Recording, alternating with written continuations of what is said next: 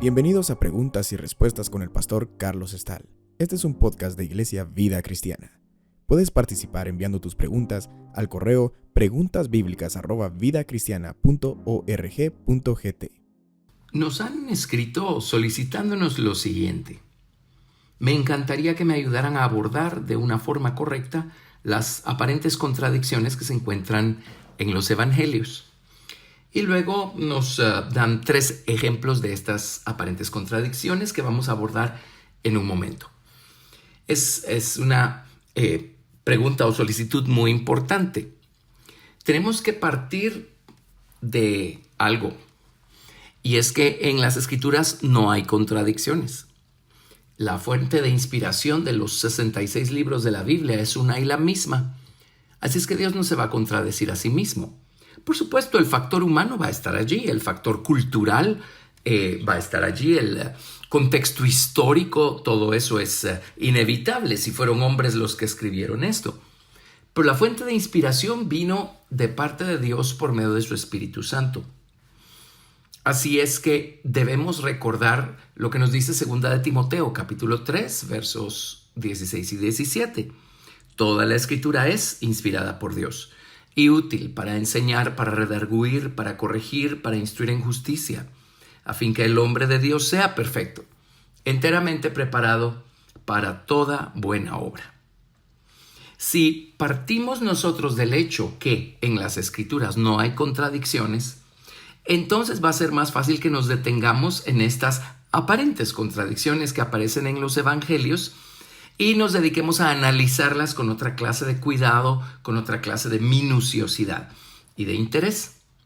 No hay una regla general en cada uno de estos casos, porque ciertamente cuando un evangelio nos da un detalle y el otro evangelio nos da el otro, puede estarse refiriendo a que o ambos datos son complementarios y necesitamos toda esa información para tener el cuadro completo de lo que están narrando, o en un evangelio se enfocan en un detalle dentro de esa historia, en tanto que en el otro evangelio se enfocan en otro detalle de la misma historia.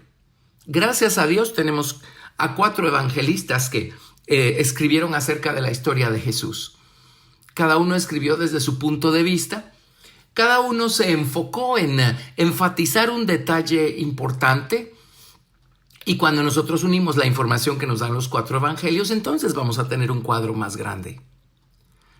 Hay ocasiones en donde estas, y todo esto lo digo entre comillas, aparentes contradicciones, realmente, si nos hacen buscar con cuidado la respuesta, nos hacen encontrar que no están hablando exactamente de la misma ocasión o la misma persona o el mismo lugar. Y resulta ser que oculto detrás de la superficie tenemos una lección mucho más grande de lo que nosotros habíamos podido concebir originalmente. Hay ocasiones en donde en un lado se nos dice que es una persona, en el otro se nos dice que son 2 personas. Bueno, vamos a ver uno de esos ejemplos que son los que nos citan.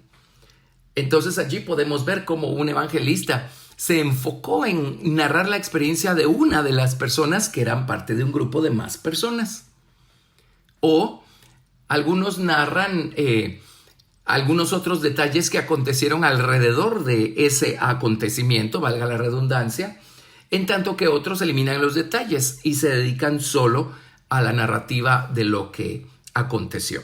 Entonces tenemos que tener ese cuidado cuando abordamos los evangelios. Y nuevamente, la única regla general acá es que no va a haber una contradicción. Va a haber un complemento entre uno y el otro para darnos un cuadro más completo, un cuadro más grande o para enfatizar algún detalle. Entonces, con eso en mente va a ser más fácil pues prestar toda la atención que se merece la palabra de Dios y estudiar. No todos los comentaristas bíblicos van a notar las diferencias de la misma manera. Algunos dirán, pues aquí dice de una manera y aquí dice de otra, entonces la conclusión de algunos es A lo mejor, quién sabe. Pero realmente el Señor lo puso allí con un propósito. Dios es muy exacto, muy sabio, muy minucioso en habernos dejado la información que necesitábamos tener nosotros. Así es que lo mejor que puedo dejarles para explicar estas, entre comillas, aparentes contradicciones, es que partamos del hecho que no hay una contradicción, sino seamos más minuciosos y veamos cómo se complementa la información que nos dan los 4 evangelistas, la información que nos llega a partir de estos 4 enfoques diferentes de personas que fueron iluminadas e inspiradas por la misma persona divina que es el Espíritu Santo. Eso hace el estudio de las Escrituras, especialmente de los Evangelios, muy emocionante. El estudio de la Biblia es una búsqueda de tesoros. El reino de los cielos es semejante a un hombre que cuando encontró un tesoro escondido en el campo, no dijo nada, lo volvió a esconder, fue y vendió todo lo que tenía y compró todo el campo. Esto es maravilloso porque al final no solo se quedó con el tesoro, se quedó con todo el campo. El campo es la palabra de Dios. Y el tesoro pues son estas revelaciones maravillosas que el Señor nos regala.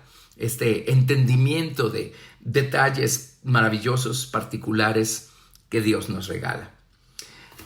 Puedo sugerirles una obra de consulta que se llama Sinopsis de los 4 Evangelios. Y es de la Sociedad Americana de la Biblia.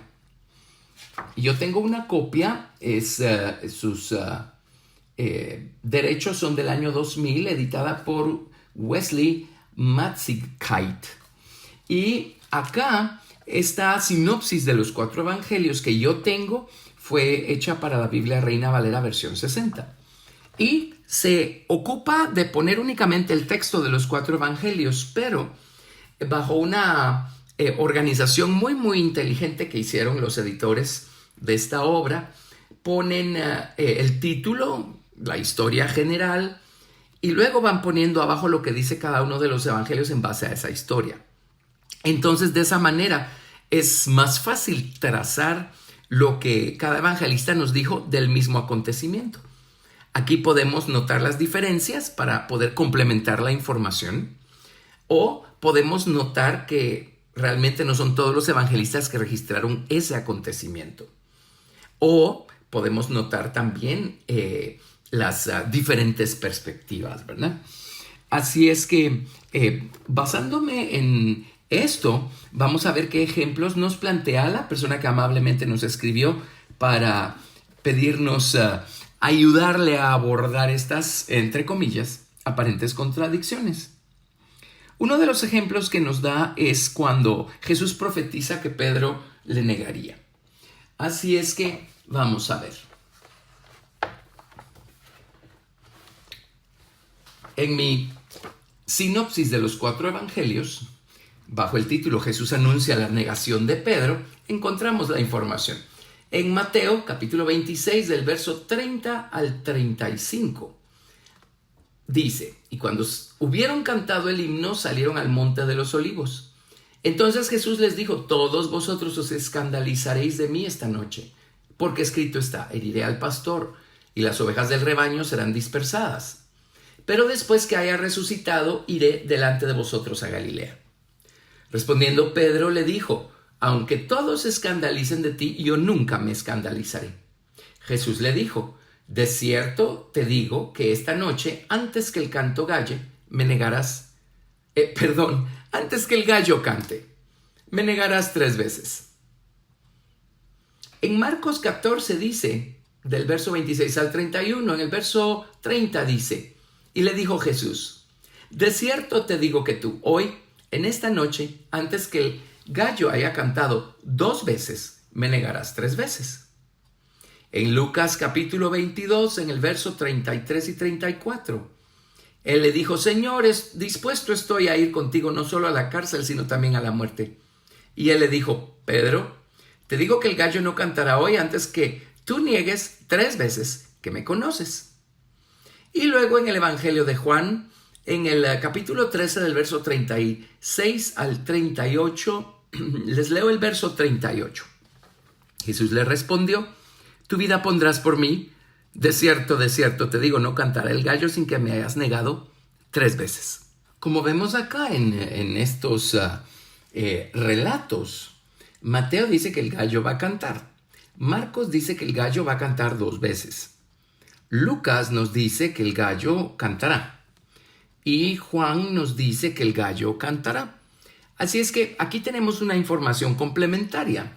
Mateo, Lucas y Juan nos dice que el gallo va a cantar. Pues no dice cuántas veces. El que diga que va a cantar no significa que se refiere a cantar una sola vez. Pero en Marcos nos dice que el gallo cantó 2 veces. Así es que Marcos fue lo suficientemente minucioso como para registrar ese detalle. Y el gallo obviamente cantó 2 veces. Y para cuando terminó de cantar, Pedro ya había negado al Señor 3 veces. Así es que acá vemos cómo se complementa la información de los evangelios. Tenemos otro ejemplo también que nos han planteado aquí para comentario, y es acerca de las mujeres que llegaron a la tumba. Así es que vamos a ver lo que nos dicen acá los evangelios. En Mateo capítulo 28 del 1 al 8 tenemos aquí el primer relato. En el verso 1 dice: pasado el día de reposo, al amanecer del primer día de la semana, vinieron María Magdalena y la otra María a ver al sepulcro. Luego en el libro de Marcos, capítulo 16, verso 1 dice: cuando pasó el día de reposo, María Magdalena, María la madre de Jacobo y Salomé compraron especias aromáticas para ir a ungirle. Y luego narra lo demás, ¿verdad? Y aquí vemos una diferencia. En Mateo solo menciona a María Magdalena y a la otra María, obviamente la madre de Jacob. Resulta que en Marcos eran ellas 2 y Salomé. En el libro de Lucas, capítulo 24, verso 1 dice: el primer día de la semana, muy de mañana, vinieron al sepulcro trayendo las especias aromáticas que habían preparado y algunas otras mujeres con ellas. Así es que resulta que el grupo se nos hizo más grande. María Magdalena, María la madre de Jacob, Salomé y otras mujeres. Y en Juan capítulo 20, verso 1 dice: el primer día de la semana, María Magdalena fue de mañana, siendo aún oscuro, al sepulcro y vio quitada la piedra del sepulcro.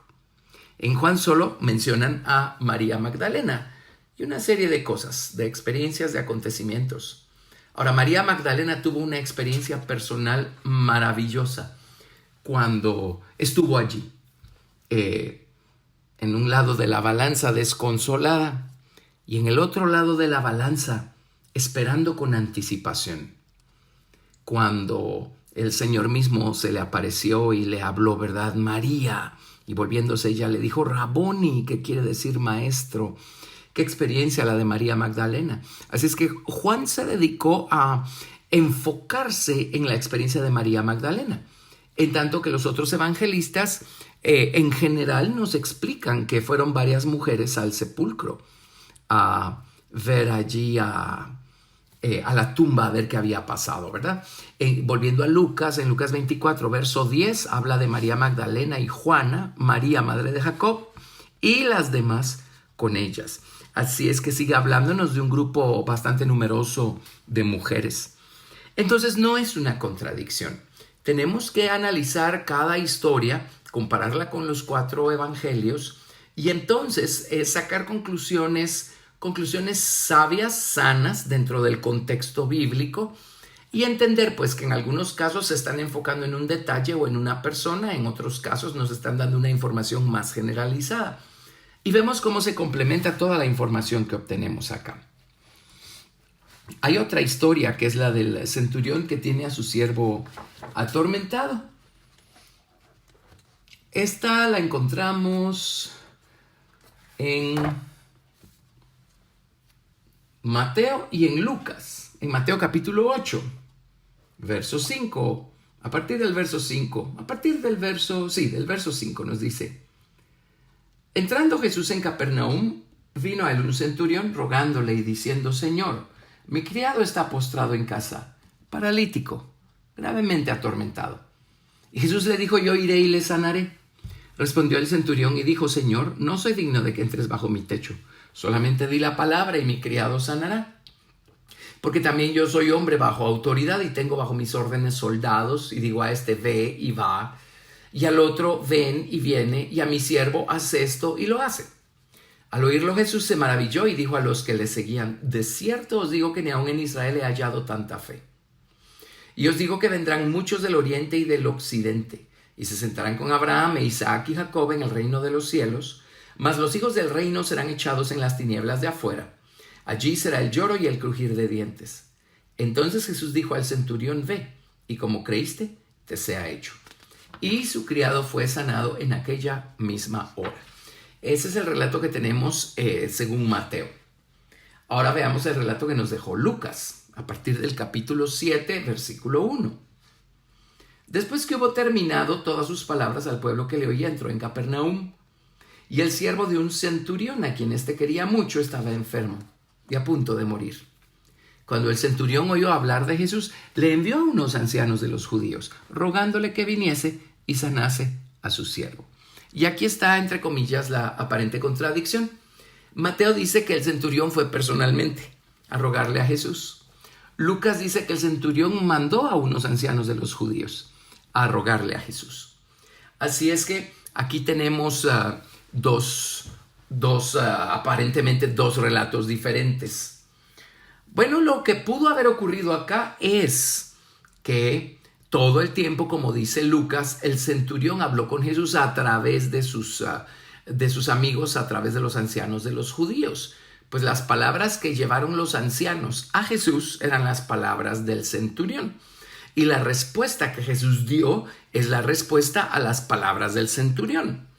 Así es que si en Mateo el centurión fue de manera personal a hablar con Jesús y en Lucas lo hizo a través de los ancianos de los judíos, lo más probable, a juzgar por los detalles acá, es que el centurión lo hizo a través de unos amigos, a través de los ancianos de los judíos. Fue el deseo del centurión, las palabras del centurión, la necesidad del centurión.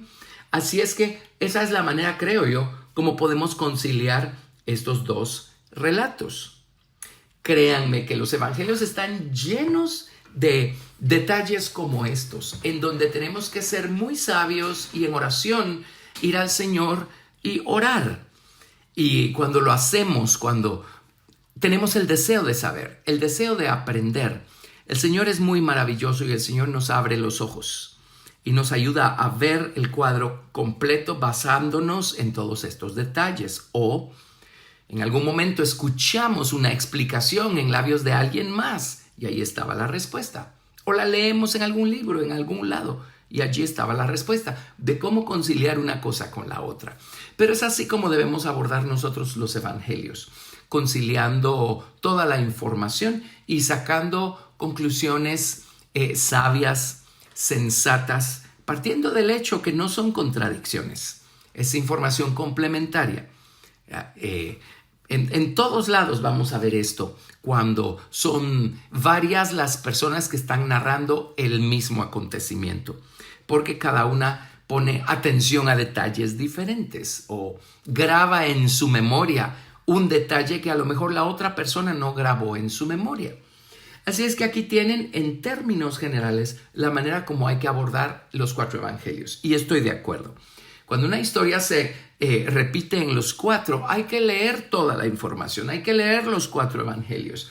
Y entonces vamos a poder armar todo el cuadro y tener la historia o conocer la historia de la manera más completa posible. Gracias por escuchar Preguntas y Respuestas con el pastor Carlos Estal. Recuerda que puedes participar enviando tus preguntas al correo preguntasbiblicas@vidacristiana.org.gt y quédate atento al siguiente episodio porque tu pregunta puede ser la siguiente a responder.